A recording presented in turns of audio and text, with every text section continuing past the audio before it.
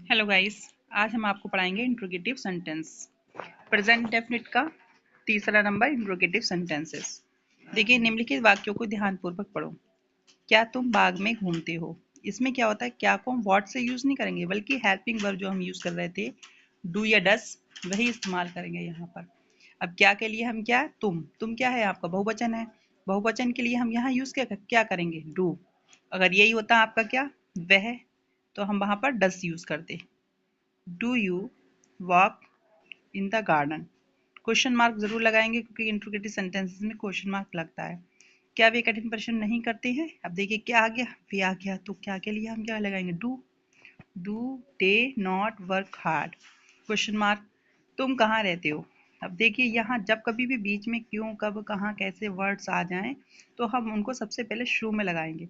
तो वियर, फिर लगाएंगे डू क्योंकि ये प्लूरल है आपका, फिर subject you live in question mark. वह क्यों नहीं जाता है? अब देखिए यहाँ पर क्यों शब्द बीच में आया है तो वाई आएगा, why does he not go question mark. वह कब सोता है? कब के लिए क्या लगाएंगे, van does he sleep question mark. अब देखिए इसके बनाने के कुछ नियम से, अनुवाद के नियम। प्रेजेंट डेफिनिट टेंस में यदि प्रश्नवाचक इंट्रोगेटिव वाक्य के आरंभ में क्या शब्द हो तो क्या शब्द का अनुवाद नहीं करते, डू या डस को कर्ता के अनुसार वाक्य के आरंभ में लगाते हैं। अगर आपका क्या शब्द शुरू में आता है तो या तो डू या डज। डज आपको बता रखा है हमने एक वचन के साथ और डू हमने आपको बताया बहुवचन के साथ। यदि प्रश्नवाचक वाक्य निगेटिव हो तो नॉट को कर्ता के बाद लगाते हैं। अगर निगेटिव भी आ जाए, क्या वह घर नहीं जाता है, तो इस तरह से आ जाए तब भी आप उसको सब्जेक्ट के बाद लगाएंगे। यदि क्या, कब, क्यों या कहाँ आदि प्रश्नवाचक शब्द वाक्य के बीच में हो तो इसकी अंग्रेजी व्हाट, व्हेन, व्हाई या वेयर आदि वाक्य के आरंभ में लगाते हैं तथा बाद में डू या डस कर्ता के अनुसार लगाते हैं। इसी तरह से प्रश्नवाचक वाक्य के अंत में प्रश्न सूचक चिन्ह यानी क्वेश्चन मार्क अवश्य लगाते हैं।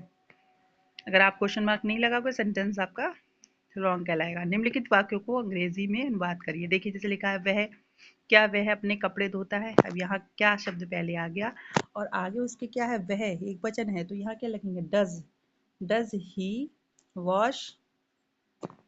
हाँ, डज ही वॉश। इसी तरह से क्या लिखोगे, अपने आप से इसमें अनुवाद करोगे आप क्योंकि मैं बता दूंगी तो फिर हो ही जाएगा। सबसे पहले हम क्या है, डू या डज लगाएंगे, फिर सब्जेक्ट लगाएंगे, फिर वर्ब इसमें क्या है, वॉश और सच क्लॉथ, है ना। इसी तरह से अगला सेंटेंस क्या है आपका, क्या है, वह सत्य बोलता है।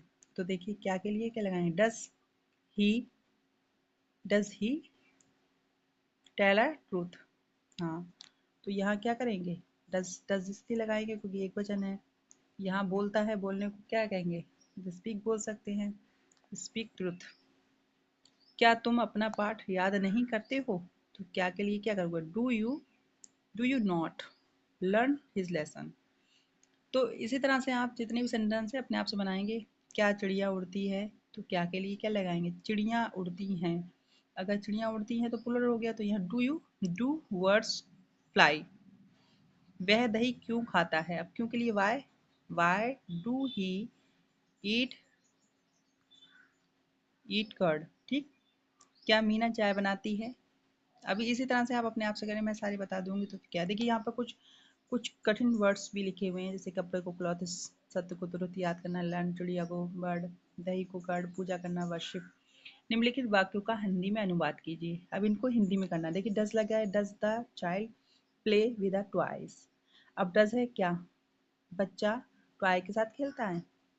Do they eat sweets, do माने क्या, वे मिठाई खाते हैं। इसी तरह से आप अपने आप से बनाएंगे सोच के कि कैसे कैसे सब्जेक्ट क्या है। यहाँ डू डस का मतलब यही होता है क्या। अब कभी भी वैन, बाय, वेयर इस तरह के वर्ड्स आ जाते हैं क्वेश्चन वर्ड्स, तो उनका मतलब क्या होता है, ये बीच में होते हैं। वैन माने कब, डू यू स्लीप तुम कब सोते हो। तो इस तरह से सेंटेंस को देख लीजिए। जो जो कठिन वर्ड्स हैं जैसे टॉय माने खिलौना, स्लीप माने सोना, डिस्टर्ब माने तंग करना, तो यहाँ कठिन शब्दों का हिंदी में ट्रांसलेट दिया गया है, आप इसको अच्छे से कर लेना।